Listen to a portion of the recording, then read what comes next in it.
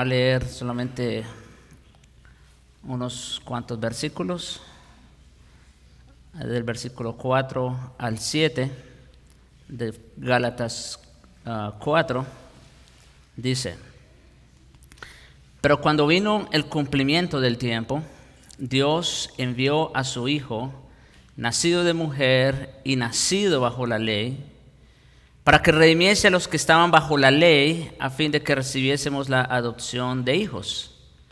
Y por cuanto sois hijos, Dios envió a vuestros corazones el Espíritu de su Hijo, el cual clama: Abba, Padre. Así que ya no eres esclavo, sino hijo. Y si hijo, también heredero de Dios por medio de Cristo. Mis hermanos, cada vez más el Señor me sorprende. Seguramente ya me han escuchado decir esto otras veces, pero este es un tema no tanto confrontador como otros, pero sí muy motivador. Conocer estas verdades, hermanos, realmente debe estimularnos y fortalecernos como lo que somos. El título que le he puesto a esta prédica es De esclavos a hijos, de esclavos a hijos. El problema es que, como veremos más adelante, ni nosotros mismos no lo creemos. Pablo continúa su argumento básico de que la salvación no se gana con méritos y obras humanas. Ese es el tema principal de la epístola. Sino única y exclusivamente por la gracia soberana de Dios que obra por medio de la fe personal. Eso fue lo que él se propuso al traer como ejemplo pues el caso de Abraham, particularmente en el Antiguo Testamento, ¿no? Cómo Abraham le creyó a Dios y fue justificado. No fue la circuncisión, no fueron las obras de la ley, fue la fe sola, ¿verdad?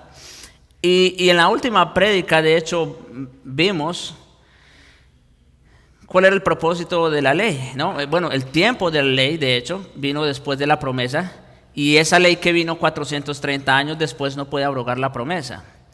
Y vimos el propósito de dicha ley. En realidad, la ley nunca fue dada para cancelar la promesa, al contrario, fue para guardar al pueblo de la promesa, ¿no es cierto? Y vimos en qué sentido guardaba al pueblo. Bueno, por un lado, lo gobernaba bajo las leyes morales, civiles, la constitución política del pueblo, y por otro lado lo protegía. ¿Lo protegía de qué? Bueno, lo protegía precisamente de las sanciones que imponía la ley por no guardarla. O sea, por un lado les mostraba su incapacidad, ¿no es cierto?, de guardarla, de someterse a ella, pero por otro lado los protegía, la ley ceremonial. Porque de alguna manera, ustedes ya saben, estos sacrificios, ordenanzas, en verdad, pues eran un tipo de lo que iba a venir después, pero de una forma por lo menos temporal, los guardaba de la propia ira de Dios que ellos merecían por su pecado. Entonces, vemos que el tema de la justificación no tiene nada que ver con méritos personales, con esfuerzos humanos, absolutamente no. Nada tiene que ver con eso. Y en este capítulo profundiza la analogía del niño que se convierte en adulto.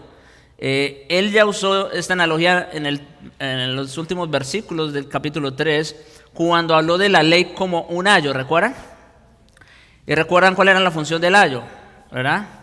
Bueno, ahorita lo vamos a ver otra vez porque él sigue con la analogía. Y lo que hace el apóstol básicamente es que compara la posición y los privilegios de un niño con los de un siervo. Eso es lo que va a decir. Las figuras entonces de niño y siervo representan la vida bajo la ley. Ese de hecho va a ser el primer encabezado. Esa figura de siervo y niño representan la vida de la ley. Después de eso veremos la liberación de la esclavitud de la ley y finalmente veremos cómo las figuras de adulto o hijo representan la vida en Cristo. Entonces, rápidamente, sin más detalles, vamos a entrar al primer encabezado. La condición de esclavos, vida bajo la ley. La condición de esclavos, esa es la condición en la que estábamos todos antes, vida bajo la ley. Versículos 1 al 3, dice: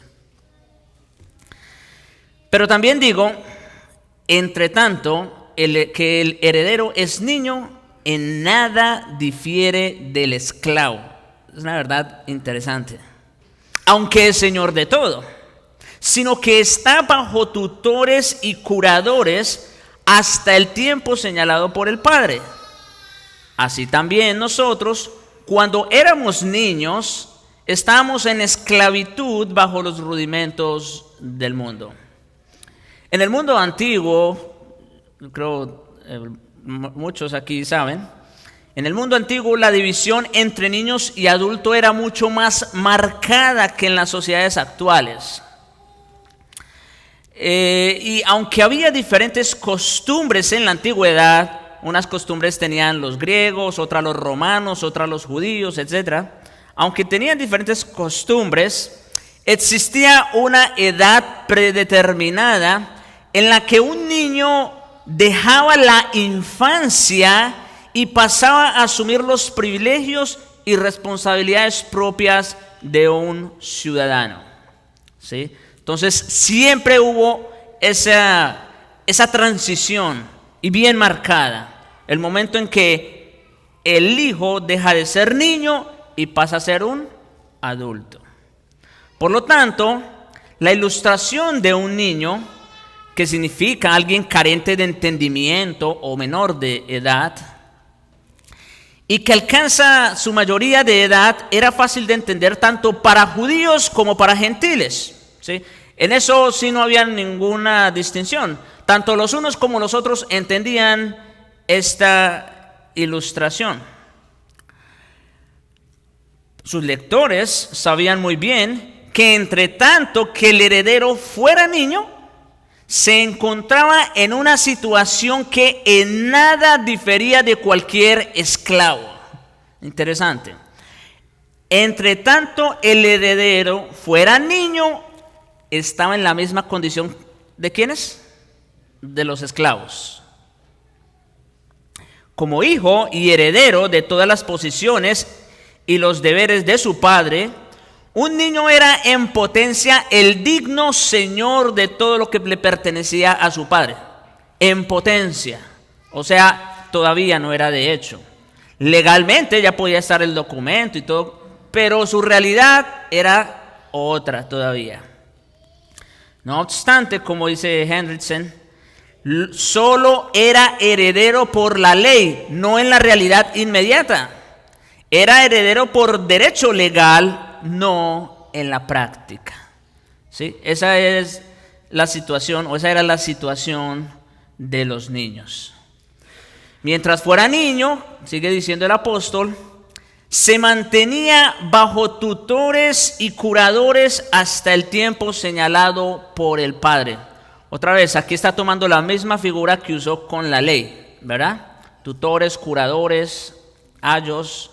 Las familias, hermanos, designaban a ciertos esclavos idóneos y de confianza para cuidar como tutores o guardianes que se especializaban en el cuidado y la supervisión de menores de edad, y también como curadores o mayordomos domésticos que dirigían la crianza del niño mientras crecía.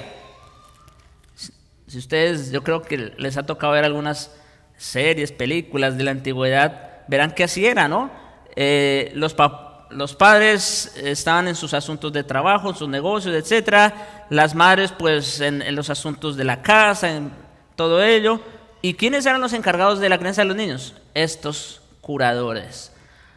Es decir, esclavos idóneos y de confianza que se especializaban en la supervisión y el cuidado de los tales. Al lado del ayo, estos esclavos de la familia se encargaban en la práctica de todo lo relacionado con la educación, el adiestramiento y el bienestar del niño. Más, si los niños se enfermaban, ellos eran los que tenían que cuidar al niño. La mamá iba a verlo, ¿verdad? Obviamente, para ver cómo seguía, pero eran ellos los que tenían que estar al frente. Así entonces, en la práctica, el niño no se diferenciaba en nada del esclavo bajo cuya supervisión era criado. ¿Se dan cuenta? Mientras era niño, estaba en la misma situación de un esclavo. Así como el esclavo tenía amos, los niños de la familia tenían a los esclavos por amos. Imagínense, los esclavos venían a ser sus amos mientras era niño. Sin embargo, en el tiempo señalado por el padre, la posición del niño cambiaba de manera radical. O sea, pasaba de ser o de estar bajo el cuidado de estos esclavos, de estos guías y tutores, a ser el digno señor de todo eso. Imagínense ese cambio, ¿no? De estar bajo el cuidado de los criados a estar por encima de ellos. Ya no era un simple heredero jurídico, sino que se convertía en heredero real. Dejaba de ser niño semejante a un esclavo para convertirse en un adulto ciudadano y responsable. Qué cambio tan drástico, ¿no? De pasar de niño a adulto. Era un cambio completo.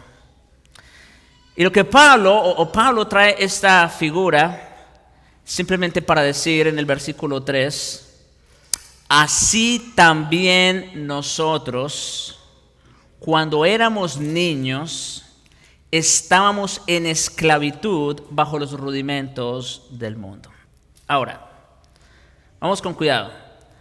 Pablo no especifica aquí lo que representan los rudimentos del mundo. Y los comentaristas siempre se aventuran a dar cada quien sus interpretaciones. Es verdad, hermanos, que en un sentido general, los rudimentos del mundo pueden referirse a cualquier sistema o filosofía de vida que trata de obtener la aceptación divina por medio de los esfuerzos propios. Eso era lo que se hacía en las antiguas culturas paganas. Ellos, en sus creencias, en sus filosofías de vida, ellos trataban de ganarse el favor de las divinidades por medio de esfuerzos humanos. Sin embargo, en el contexto que viene hablando el apóstol, se refiere más bien al sistema rabínico. Noten, el contexto. Acuérdense, ¿qué es lo que determina el significado de un texto? Su contexto inmediato. Entonces, a la luz de ese contexto, se refiere más bien al sistema rabínico judío legalista que estaba desplazando la verdad del evangelio y del cual se estaban haciendo esclavos bajo la influencia judaizante. Por eso es que el apóstol los exhorta más adelante en el versículo 9, mas ahora, conociendo a Dios, o más bien siendo conocidos por Dios, ¿cómo es que os volvéis de nuevo a los débiles y pobres rudimentos? Así los llama Pablo, débiles y pobres rudimentos, a los cuales os queréis volver a esclavizar. Pregunta, ¿a cuáles rudimentos el apóstol se está refiriendo aquí? Pues precisamente a todo ese sistema de tradiciones rabínicas bajo las cuales querían esclavizar otra vez. Ahora, lo que el apóstol está diciendo aquí es que así como los niños necesitan guías y tutores hasta el tiempo señalado por el Padre, el pueblo de Dios, y noten que tiene directa relación con lo que vimos la última vez. Vuelvo y repito. Lo que el apóstol está diciendo es que así como los niños necesitan guías y tutores hasta el tiempo señalado por el Padre, el pueblo de Dios en el antiguo pacto por mucho tiempo estuvo bajo la guía de tutores o ayos, con cosas rudimentarias contenidas en la ley mosaica, viviendo como si fueran esclavos. Esa era la realidad de Israel bajo el antiguo pacto. Ellos, aunque se les había dado la promesa, ellos no heredaron la promesa. Bueno, sí, vamos a decir, sí se cumplieron algunas promesas. Por ejemplo, que Abraham iba a ser padre de muchedumbre de gentes. Bueno, ahí, el cumplimiento fue que de ahí salió la nación de Israel.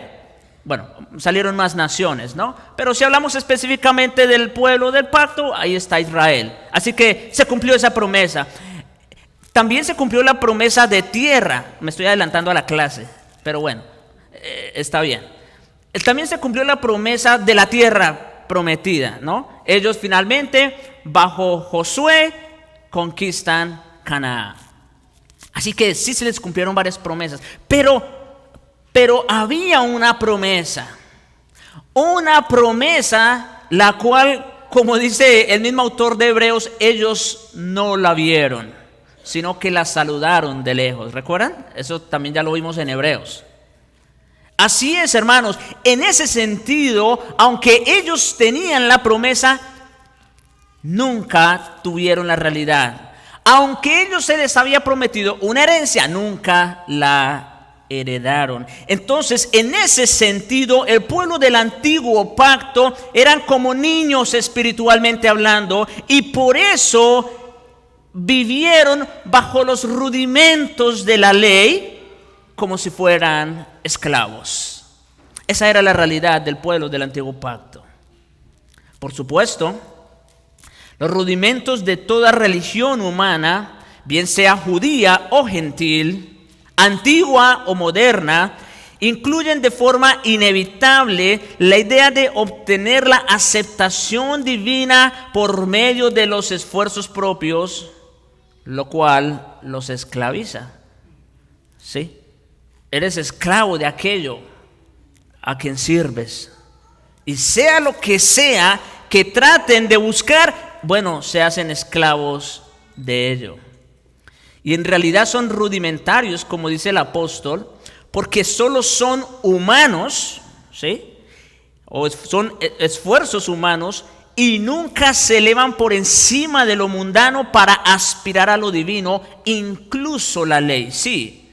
Incluso la ley que fue dada por Dios para gobernar a la nación de Israel, para proteger al pueblo de la promesa, eso también fue algo rudimentario.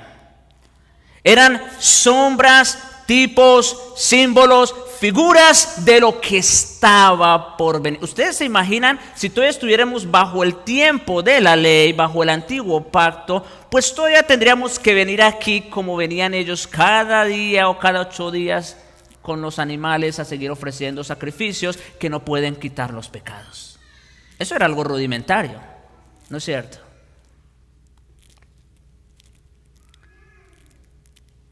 Pero los que son hijos de Dios ya no viven bajo esa condición de esclavitud.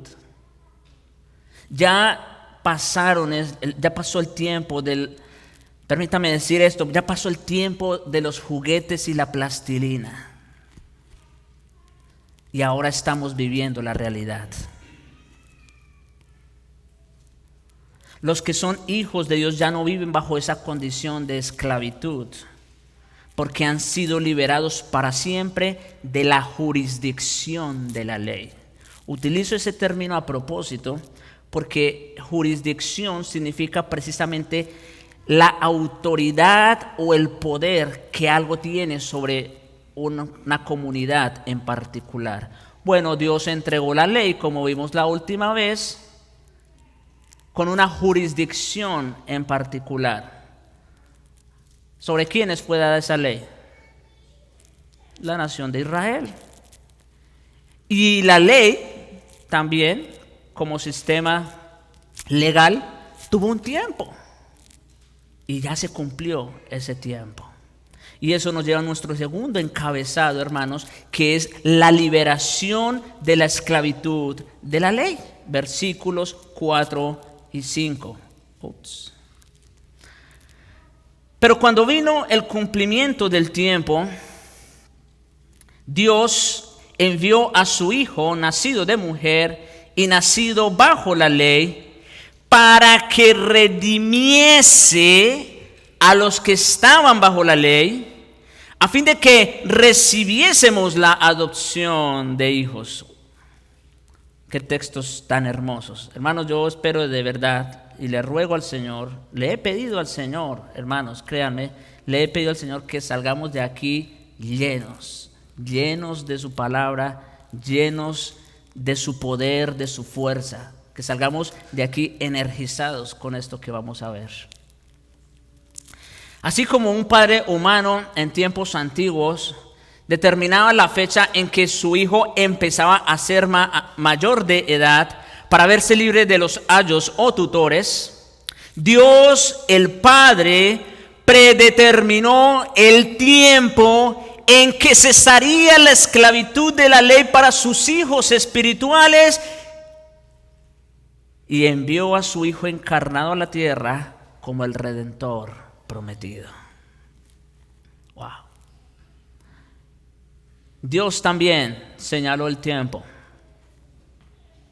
Ese tiempo en que sus hijos pasarían de ser esclavos a hijos.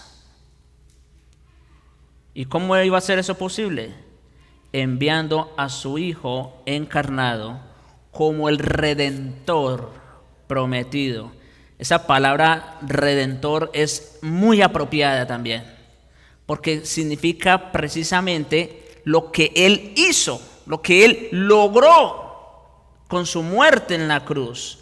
Él nos rescató de la esclavitud en la cual nos encontrábamos y nos trasladó al reino. ¡Wow! ¿Ustedes se imaginan? Pasamos de ser esclavos a ser hijos. Fue en el cumplimiento perfecto del tiempo que Jesucristo vino de la manera y en el tiempo exactos que el Padre había establecido. Hasta los judíos más piadosos del Antiguo Testamento murieron sin recibir el cumplimiento de la promesa de Dios a Abraham. Lo dije hace un momento, en Hechos 11:39 leemos: y todos estos, hablando de estos santos hombres del Señor, aunque alcanzaron buen testimonio mediante la fe, ahí están sus testimonios, no recibieron lo prometido. ¿Se dan cuenta? Junto a los creyentes de todas las épocas, hermanos, ellos también recibirán la plenitud de la promesa. Pero durante sus vidas en la tierra, ellos también vivieron como herederos legales, aunque no actuales. O sea, a ellos, vamos a decir, se les hizo la promesa de que iban a ser hijos de Dios. Y eso era algo legal, eso no iba a cambiar. Pero su realidad fue distinta. Siguieron viviendo como esclavos en ese sentido. Cuando Dios envió a su Hijo, hermanos, suministró la garantía de que esos creyentes, o sea, los creyentes del antiguo pacto, y todos los demás llegarían a ser coherederos con el Hijo. Ese es en el sentido que Pablo también dice allá en Romanos 3:26, que Dios en su paciencia pasó por alto el pecado, ¿no es cierto?, de los antepasados, refiriéndose a ellos. Entonces Dios usó estas cosas rudimentarias de la ley, como se dijo, para gobernarlos, dirigirlos y protegerlos. Entre tanto que venía el cumplimiento de la promesa. Aquellos que bajo la ley no son mejores que cualquier esclavo, recibirán la adopción de hijos por completo y sin reservas. Mis hermanos, yo lo dije, recuerdo varias veces mientras predicaba Hebreos, que la realidad de los creyentes bajo el antiguo pacto era una, la nuestra es otra. Y hoy vuelvo y lo reitero. Y ya no solo, porque Hebreos no tocó este punto, por eso no se dijo entonces.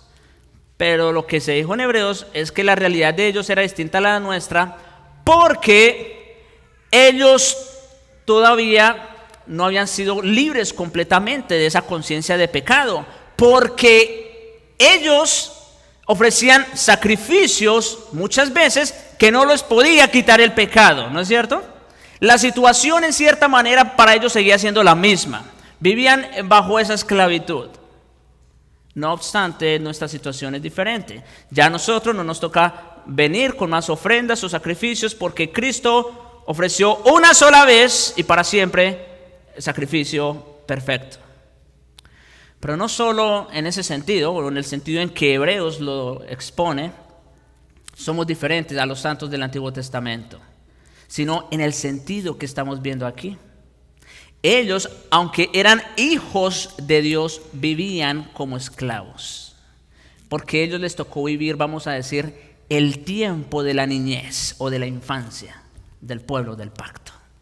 A nosotros nos está tocando vivir el tiempo de la adultez del pueblo del pacto. Así que la situación es completamente otra. Ellos no tenían la revelación que nosotros tenemos ahora, ¿se dan cuenta? Ellos ofrecían muchas veces los mismos sacrificios con la mira, con la esperanza de ver si venía algo mejor. A nosotros ya no nos toca eso, porque ya Cristo lo hizo una vez y para siempre. Entonces, el cumplimiento del tiempo se refiere a la culminación del periodo de preparación en el plan soberano de redención de Dios. A eso se refiere el cumplimiento del tiempo. Todo se estaba preparando, todo se estaba orquestando de tal manera que iba sí o sí a terminar en ese cumplimiento, en ese momento. Todas las promesas, ordenanzas, símbolos y tipos contenidos en los pactos veterotestamentarios, o sea, del Antiguo Testamento, tuvieron su cumplimiento en Cristo y por tanto llegaron a su fin. Hermanos, es apenas lógico que si ya nosotros hemos recibido la herencia, pues ya no tengamos que vivir como esclavos. Es apenas obvio. Si ya tenemos el edificio construido, ¿para qué quiero la maqueta?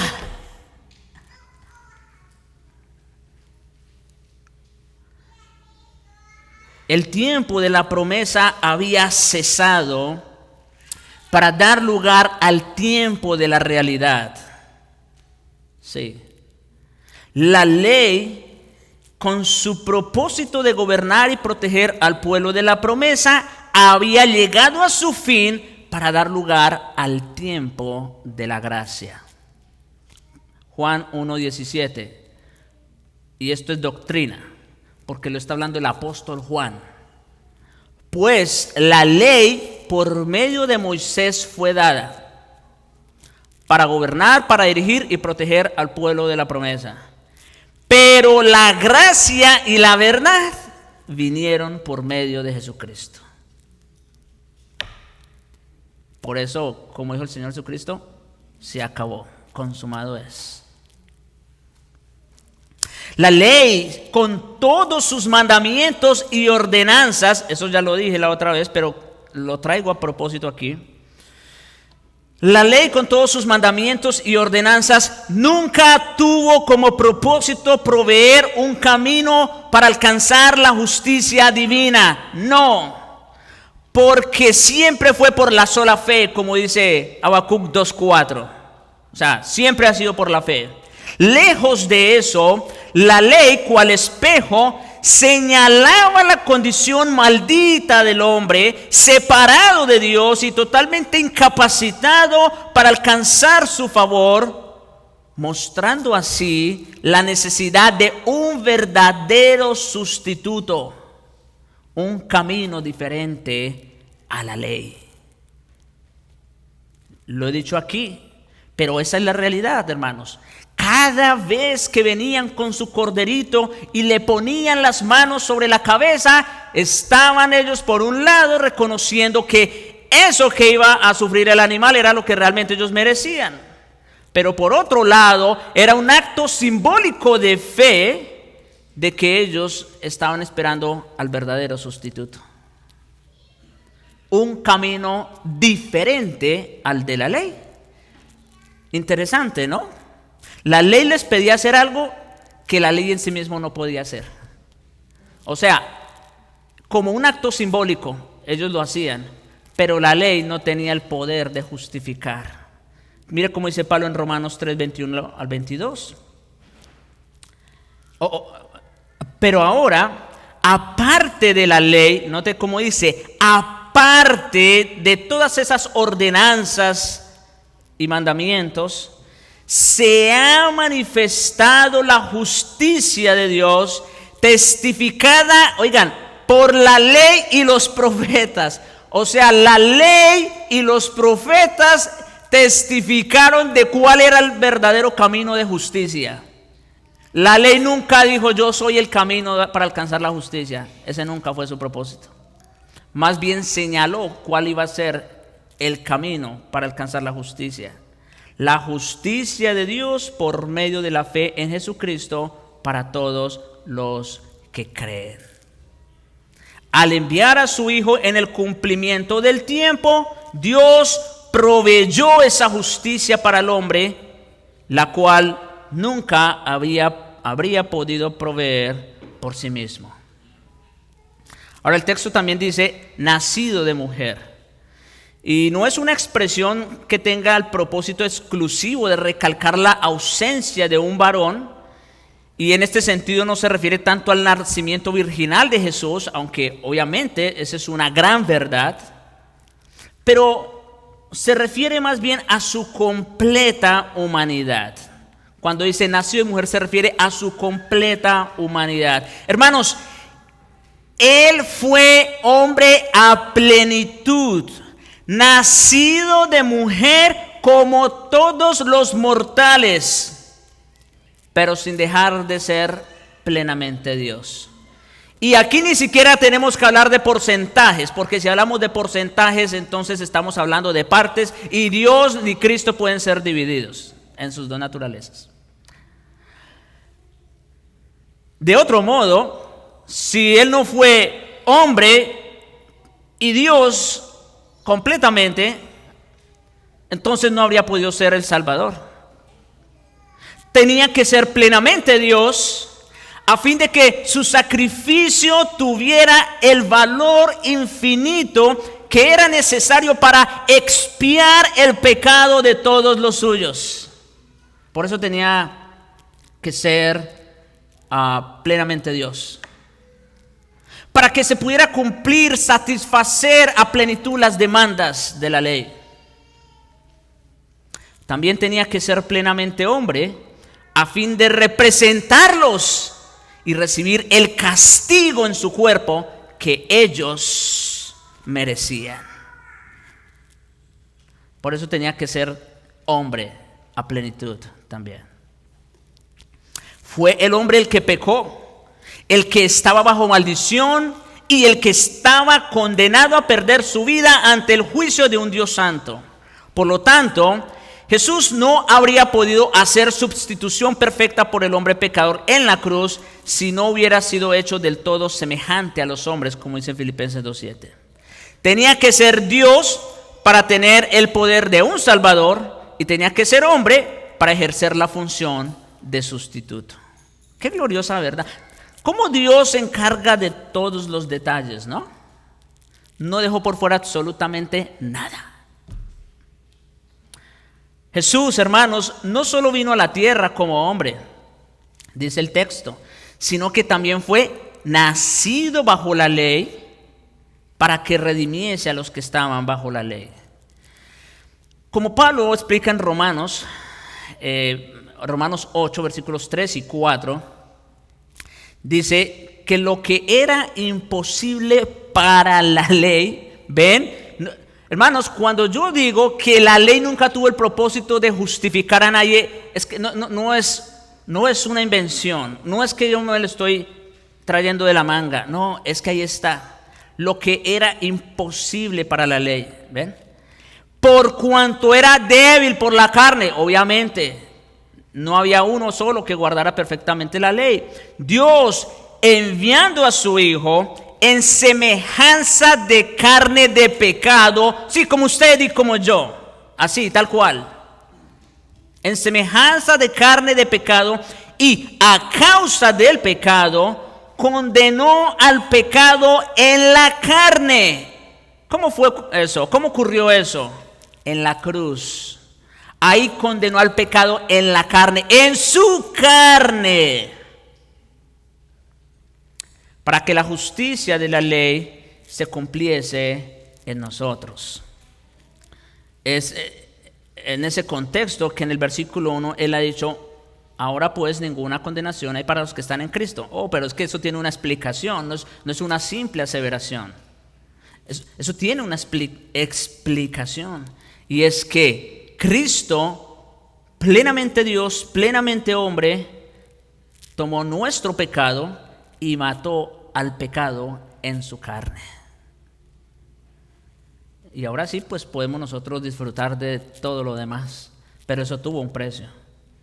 Como cualquier otro hombre, Jesús, nacido bajo la ley,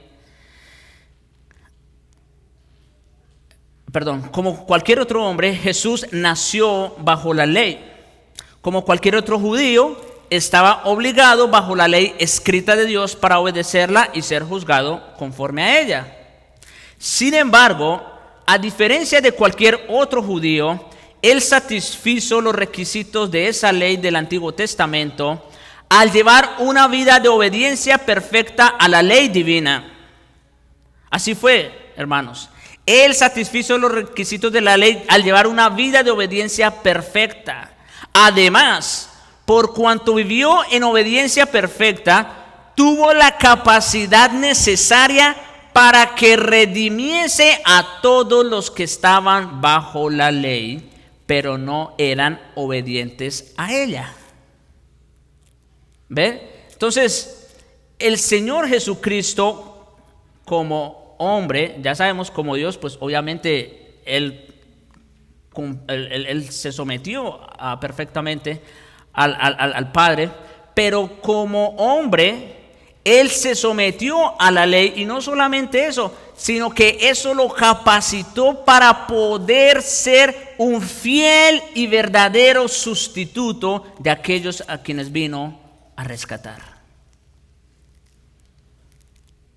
Como se explicó en Gálatas 3:13, el verbo redimir se deriva de tsagorazo, que tiene el significado literal de recuperar lo perdido mediante la compra. Y se aplicaba a los esclavos cuya libertad era adquirida por un precio. Y básicamente eso fue lo que Cristo logró en la cruz. Cristo vino a rescatarnos del poder del pecado, de las tinieblas, del poder de la ley, la cual nos condenaba. Cristo vino a liberarnos de ello. Pero no solamente eso. Mediante el pago de la cantidad exigida, los esclavos eran redimidos y se convertían en hombres libres. Y más que eso, recibían la adopción de hijos en muchos casos. ¿Ustedes se imaginan? Uno que era esclavo, ahora pasaba a ser ¿qué? Hijo del Señor, de la casa. Y esto, hermanos, hacía completa su liberación. Mis hermanos, eso es exactamente lo que ha ocurrido con todos aquellos que han depositado su confianza en el bendito Salvador. No solamente han sido rescatados del reino de las tinieblas y trasladados al reino de Jesucristo, sino que ahora hemos sido adoptados como hijos de Dios. Adopción es una palabra compuesta de huios o hijo y tesis, que significa establecimiento, y se refiere al acto por el cual un hombre confiere el título de hijo propio a alguien que no es su hijo biológico. Bueno, eso todos lo entendemos aquí, ¿verdad? Le confiere ese título y subrayo esa palabra porque ahorita van a entender algo, hermanos. En términos humanos, eso es adopción. Es tener el título de alguien como si fuera un hijo propio, aunque no sea biológico. Debido a que los hombres no son hijos de Dios por naturaleza, solo pueden convertirse en sus hijos mediante la adopción divina. Y esto nos lleva a nuestro tercer encabezado, que es la condición de hijos, vida en Cristo. Recuerden, hermanos, la adopción en términos humanos es eso, es simplemente un acto legal mediante el cual un padre y una madre toman por hijo a alguien que no es su hijo biológico. Quiero que se queden con eso en mente para lo que vamos a ver en un momento. Hermanos, suficiente despliegue de gracia y poder se hicieron manifiestos en el acto mismo de nuestra liberación. Suficiente liberación hubiese sido el hecho de tomar nuestro pecado, cargar nuestra culpa y sufrir nuestro castigo para redimirnos del pecado y justificarnos delante de Dios. Eso hubiera sido más que suficiente. Eso ya nos pone en otra condición. Porque el hecho de haber sido justificados delante de Dios, eso también es algo legal. Eso es un decreto de parte de Dios. Eres libre, eres absuelto de toda culpa. ¡Wow! ¡Qué gran noticia! Eso es el Evangelio. Ya lo vimos antes. Pero su gracia y amor, hermanos, fueron mucho más abundantes para con nosotros al adoptarnos como hijos y hacernos parte de su grande y gloriosa familia. Dios no tenía que hacer eso. Como veremos a continuación, los beneficios y responsabilidades de ser adoptados en su familia son por mucho superiores a los de cualquier hijo adoptado por una familia terrenal. ¿Recuerdan lo que les dije hace un momento? Ya saben lo que significa una adopción en términos humanos. Un acto legal. Ok. Mis hermanos, la primera implicación o el primer beneficio de ser adoptado en su familia es que Dios nos hace partícipes de su naturaleza. Así como lo oyen, Dios nos hace partícipes de su naturaleza. Versículo 6. Y por cuanto sois hijos, Dios envió a vuestros corazones el espíritu de su Hijo, el cual clama, Abba Padre. Mis hermanos, nuestro Señor Jesucristo, consolando los corazones de sus discípulos por lo que estaba a punto de suceder, les dice en Juan 14:23, el que me ama, mi palabra guardará, y mi Padre le amará. Y vendremos a él y haremos morada con él. Wow. ¿Ustedes se imaginan esta gloriosa promesa? Vendremos a él y ¿qué? Y haremos morada, habitación con él. Wow. Pero ¿cómo es eso posible? ¿Cómo puede el Señor venir a habitar en nosotros? Él responde en el versículo 17 del mismo 14 de Juan. El Espíritu de verdad, así lo llama aquí, al cual el mundo no puede recibir porque no le ve ni le conoce, pero vosotros le conocéis porque mora con vosotros y estará en vosotros. Wow. El Espíritu de verdad, el Espíritu Santo, mora con nosotros y estará dentro de vosotros. Wow. Esa es la forma entonces como Cristo y el Padre, según Juan 14:23, van a venir y a morar con nosotros por su Espíritu. Mis hermanos, un padre humano, aquí viene el contraste, un padre humano no puede dar su propia naturaleza a un hijo adoptado. ¿Escucharon eso? Un padre humano no puede transmitir nada de sí mismo, de su propia naturaleza, a un hijo adoptado. Todo lo que puede hacer es adoptarlo legalmente como un hijo, proveerle todo lo necesario, pero no puede transmitirle nada de sí mismo, de su persona. Sin embargo, Dios no solo adopta a sus hijos en un sentido legal y formal, sino que Él sí puede comunicar o transmitir algo de su propia naturaleza, y lo hace al enviar su Espíritu Santo a morar dentro de los corazones de los creyentes. ¡Wow! ¡Qué gran noticia, hermanos! Ahora, no solo entonces Dios nos adopta y nos tiene por hijos, sino que Él nos transmite algo de sí mismo. Algo de Dios está en nosotros. De esa forma Dios entonces está con y entre los suyos. Dios confirma a los creyentes como sus hijos adoptivos por medio del don del Espíritu Santo, quien es el Espíritu de su Hijo. Así lo pone Pablo en el texto de Gálatas. Noten, hemos hablado del Espíritu de verdad, el Espíritu Santo, el Espíritu de su Hijo es lo mismo.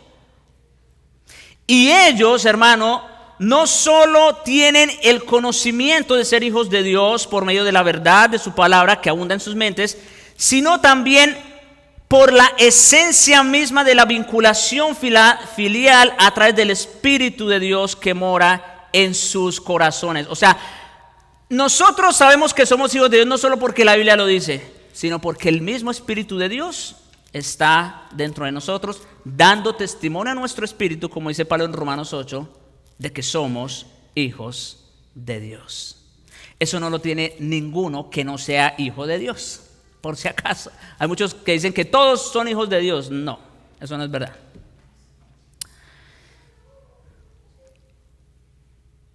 En ese sentido, o más bien es en ese sentido que el apóstol Pedro en su segunda carta menciona el hecho de que en Cristo hemos llegado a ser participantes de la naturaleza divina. ¿Ven? ¡Wow! En Cristo hemos llegado a ser participantes de la naturaleza divina. Mis hermanos, esto es una verdad sumamente gloriosa. Y permítame decir esto, puede sonar un poco fuerte, pero hablando en términos antropomórficos, o sea, concediéndole a Dios atributos humanos, la Biblia lo hace, ¿no es cierto? Hablando de los ojos, de la boca de Dios, etc. Hablando en términos antropomórficos, es como si el ADN de Dios estuviera dentro de nosotros. ¿Suena chocante eso?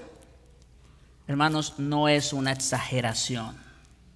Si el Espíritu de Cristo habita en nuestros corazones, entonces tenemos la esencia de Dios en nosotros. Él lo prometió y Él lo hizo realidad.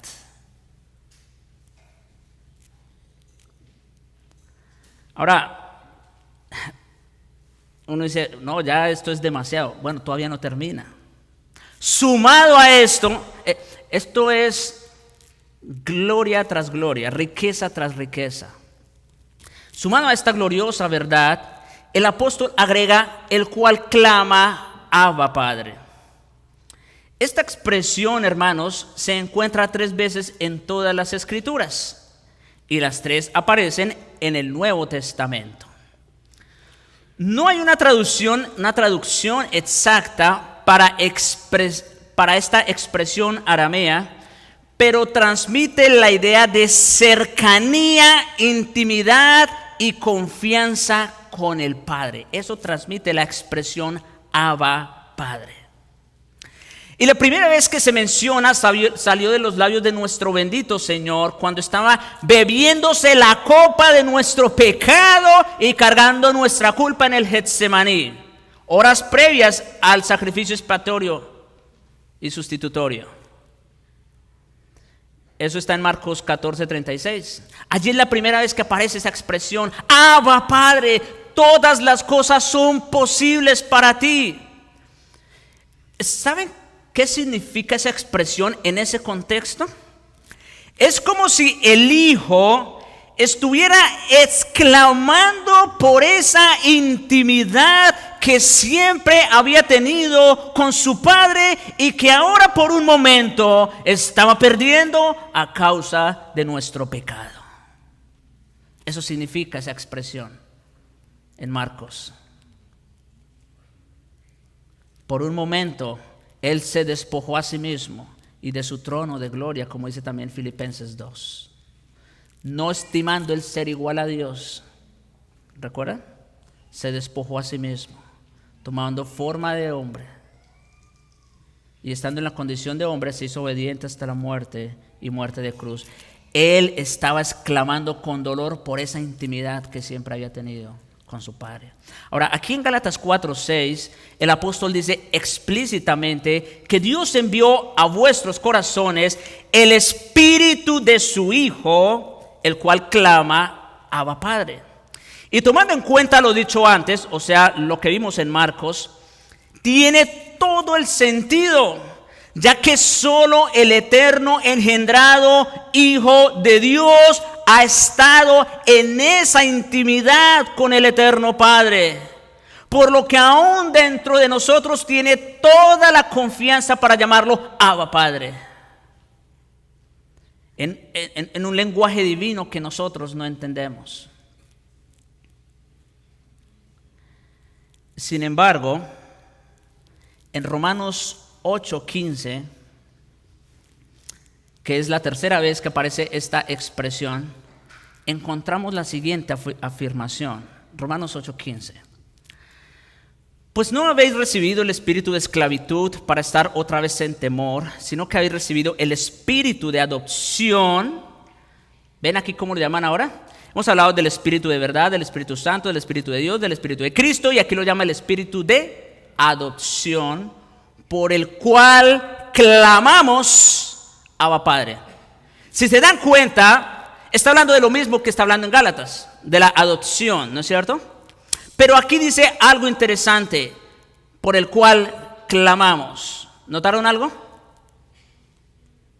En Gálatas dice que el Espíritu de Cristo clama Abba Padre, y aquí dice que nosotros clamamos Abba Padre. Mis hermanos, hay un sentido en que la adopción es semejante a la justificación. Escuchen esto. En el momento que una persona abraza a Jesucristo como Señor y Salvador, automáticamente se le imputa su perfecta justicia a dicha persona. Y ahora ella es contada o tenida por justa en el tribunal del cielo. Eso es la justificación. Noten que no es algo en la persona en sí lo que se le cuenta por justicia, es por lo que otro hizo a su favor que ahora esa persona es declarada justa delante de Dios. ¿Se dan cuenta de algo? Esta persona ahora es contada por justa aunque él no ha hecho nada justo, simplemente porque se le imputó la justicia de alguien más. Mis hermanos, de la misma forma, aunque ningún hombre puede jamás, escuchen esto, ningún hombre puede jamás llamar a Dios Abba Padre por su propia cuenta, sino solo el eterno Hijo de Dios. El hecho de que ahora seamos adoptados en la familia de Dios y seamos partícipes de su naturaleza divina por el Espíritu de su Hijo morando en nosotros, tenemos la confianza y la intimidad suficiente para llamarlo Abba Padre. Y esto, por supuesto, hermanos, es más que palabras. No solamente es, bueno, entonces voy a decirlo. No, es más que palabras. Es una relación íntima con Dios en el hombre interior que no se puede expresar muchas veces con palabras. Esa es la realidad nuestra. ¿Se dan cuenta cómo hemos venido escalando en cuanto a los favores y misericordias de Dios? En segundo lugar, Dios nos hace sus herederos, versículo 7. Voy a ir un poco más rápido. Así que ya no eres esclavo, sino hijo. Y si hijo, también heredero de Dios por medio de Cristo. Mis hermanos, la consumación de nuestra adopción de hijos está incluida en la promesa de hacernos coherederos con Cristo. El resultado final de nuestra relación es que recibimos la herencia eterna de nuestro Padre. Y eso ya es un hecho, en cierta forma. Ya somos herederos, como lo plantea Pablo en Efesios capítulo 1. Sin embargo, estamos por esperar el cumplimiento pleno, el ser herederos plenamente. En el campo espiritual, una persona que cree en Jesucristo ya no está bajo la ley ni es su esclavo. Así que gracias a que ahora está en el Hijo, el creyente no es esclavo sino hijo, y si hijo, heredero de Dios también. Tal como sucedía con las leyes antiguas de adopción, sucede en la familia de Dios. Ser hijo por defecto significa ser heredero. Eso está más que garantizado. Si somos hijos de Dios, también somos herederos y coherederos con Cristo. Otra vez, una herencia no se gana, simplemente se recibe. Otra gracia. ¿Se dan cuenta? Gracia tras gracia, misericordia tras misericordia. Puesto que los creyentes han sido hechos hijos de Dios, son también, como digo, coherederos, herederos de Dios y coherederos con Cristo, dice Romanos 8:17. Y mis hermanos, qué verdad tan impenetrable, que solo por creer en Jesucristo, por entregarnos a Él en fe, Dios nos da todo lo que su Hijo posee. Escuchen estas palabras en el capítulo 8, versículos 31 al 32 de Romanos. Estas palabras son realmente penetrantes también. ¿Qué pues diremos a esto? Si Dios es por nosotros, ¿quién contra nosotros? El que no escatimó ni a su propio Hijo. Oigan esto. Bien, si somos hijos de Dios, esto es ser infinitamente más que hijo de cualquier rey, que cualquier príncipe, cualquier otra persona en el mundo. Nadie se va a meter con el hijo del presidente, porque entonces está en serios problemas, ¿no es cierto? Si Dios es por nosotros, si somos hijos de Dios, ¿quién contra nosotros? Ahora, ahí no termina. El que no escatimó ni a su propio Hijo, sino que lo entregó por todos nosotros, escuchen, ¿cómo no nos dará también con Él todas las cosas? En otras palabras, ¿qué significa eso? Hacernos herederos de todas las cosas. Está ahí, es una promesa que tenemos en las Escrituras. Y esto es una verdad sumamente alentadora, hermanos.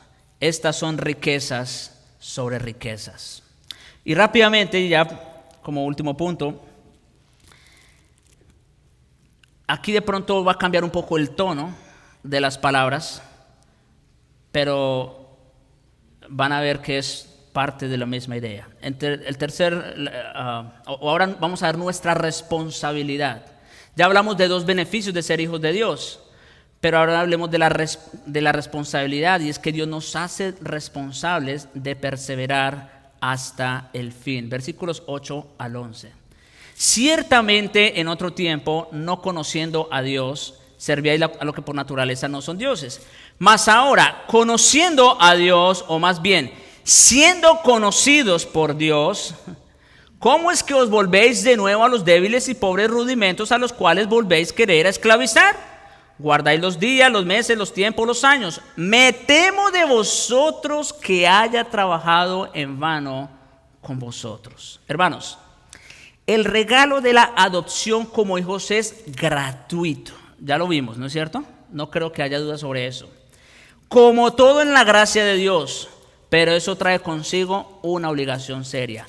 Así como cuando los hijos pasaban de niños a adultos, eso implicaba responsabilidades serias, ¿no? Ahora, al ser señores sobre la herencia, bueno, nosotros también tenemos obligaciones. Y específicamente lo que menciona aquí el texto.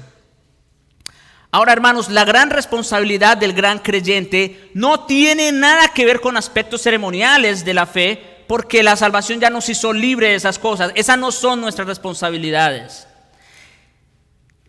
Esa es la verdad que los creyentes de Galacia habían olvidado bajo la influencia de los judaizantes. Pablo recuerda a esos creyentes acerca de otro tiempo en el cual ellos, no conociendo a Dios, servían como esclavos a los que por naturaleza no son dioses. En otras palabras, antes de acudir a Cristo, su religión era la de las obras humanas, como cualquier religión, y eran esclavos de diversos dioses de fabricación humana. Los no redimidos son esclavos no solo de la ley, sino también de los ídolos y sus propias concupiscencias. Esa era la situación que estaban experimentando por un tiempo los Gálatas. Por eso les dice, mas ahora, conociendo a Dios, o más bien siendo conocidos por Dios, pregunta a Pablo, a propósito, rápidamente, esa expresión, más bien siendo conocidos por Dios, ¿saben qué implica eso? Pablo estaba convencido que allí en los Gálatas habían muchos que eran creyentes, porque no cualquiera es conocido por Dios. Ese es el primer paso del Ordo Salutis, ¿lo recuerdan? Pablo estaba convencido que aún en medio de estos Gálatas insensatos habían creyentes genuinos. Pero sigo adelante para terminar con la idea. Fíjense, con ese amor, con esa ternura con las que le ha venido hablando en los últimos versículos, pregunta con asombro, ¿cómo, después de todo lo que hemos visto, cómo es que os volvéis de nuevo a los débiles y pobres rudimentos a los cuales os volvéis querer esclavizar? Como que no tiene sentido, ¿se dan cuenta? ¿Por qué desean volver a rendir devoción a tales cosas? Ahora que son hijos de Dios, participantes de su naturaleza y herederos con Cristo de toda bendición espiritual, pregunta el apóstol a estos Gálatas fluctuantes, ¿por qué quieren volver a la esclavitud? Ahora que son adultos libres por medio de la fe en Cristo, ¿por qué quieren retroceder a la infancia servil bajo la ley? ¿Por qué? Eso es lo que trae el legalismo, hermanos. Y entre los rudimentos débiles y pobres a los que algunos gálatas querían regresar se encontraba la observancia ritualista de los días, los meses, los tiempos y los años. Pablo seguramente ya había dado las mismas advertencias que dio a los creyentes de Colosas, cuando dice en el capítulo 2, versículos 20 al 23, pues si habéis muerto con Cristo, la misma idea de Gálatas, en cuanto a los rudimentos del mundo, ¿por qué otra vez no tiene sentido? ¿Por qué, como si vivieseis en el mundo, sometéis a preceptos tales como no manejes, no gustes, no toques, en conformidad a mandamientos y doctrinas de hombres? Esas son doctrinas de hombres. Cosas que se destruyen con el uso. Querer volver, hermanos, a esos débiles y pobres rudimentos permítame decir esto, es querer buscar comida en el basurero cuando tenemos a nuestra disposición un banquete de manjares en la casa de nuestro Padre. Repito esa idea. Querer volver a esos débiles y pobres rudimentos, ustedes pónganle los que sean, Ustedes conocen mejor su contexto, de dónde vienen, con cuáles fondos vienen. Querer volver a esos débiles y pobres rudimentos es querer buscar comida en el basurero cuando tenemos a nuestra disposición un banquete de manjares en la casa de nuestro Padre. Como el hijo pródigo, recuerdan, así mismo. Por eso la exclamación del mismo Dios en Jeremías 2, versículos 12 al 13: espantaos cielos sobre esto y horrorizaos. Imagínense para que Dios exclame algo así. Horrorizaos, desolaos. Esos verbos, espantaos, horrorizaos, desolaos en gran manera, dijo Jehová. Porque dos males ha hecho mi pueblo. Me dejaron a mí, ustedes, pueblo del pacto, que ya me conocen, que ya tienen la promesa, que ya tienen la ley. Me dejaron a mí fuente de agua viva y cavaron para sí cisternas rotas que no retienen agua. ¿Se imaginan lo absurdo de querer volver a los rudimentos del mundo? Es eso mismo, es abandonar la fuente inagotable de vida para cavar cisternas rotas que no retienen agua. Mis hermanos, no tenemos por qué conformarnos con las algarrobas de puercos cuando tenemos a nuestra disposición tremendo banquete. Esto equivale a no haber entendido jamás la gracia y, en el peor de los casos, apostatar de la fe. Tal es así que Pablo expresó su gran decepción frente a esa inmadurez y falta de discernimiento. El apóstol era incapaz de comprender cómo se habían olvidado tan rápido de su esclavitud anterior, con cuánta facilidad abdicaron de su nueva libertad que gozaban en Cristo. Y eso fue lo que le llevó a expresar su profundo lamento: me temo de vosotros que haya trabajado en vano con vosotros. Hermanos, qué palabras tan penetrantes y tan fuertes. El apóstol tuvo que decir: me temo de vosotros que haya trabajado en vano. Otra vez, él sabía que habían creyentes ahí por la expresión que vimos antes, pero el problema es que también había muchos que no. Y seguramente podemos decir lo mismo de aquí. Ustedes que han estado expuestos a la predicación del Evangelio domingo tras domingo, semana tras semana, y siguen viviendo en los débiles y pobres rudimentos de este mundo, me temo que hayamos trabajado en vano por ustedes. No sé quiénes son, ustedes lo saben mejor. Oh, mis hermanos, quiera el Señor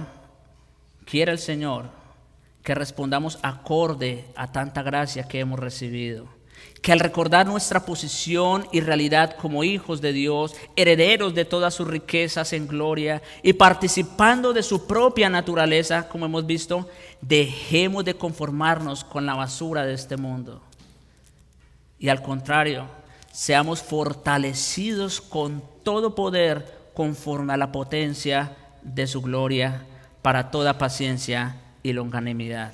O sea, para aguantar cuando seamos probados y terminar bien la carrera de la fe. Oremos. Padre bueno y misericordioso, bendito Señor, gracias te damos por tu palabra, gracias te damos por toda la riqueza que encontramos en ella. Gracias te damos, Señor, por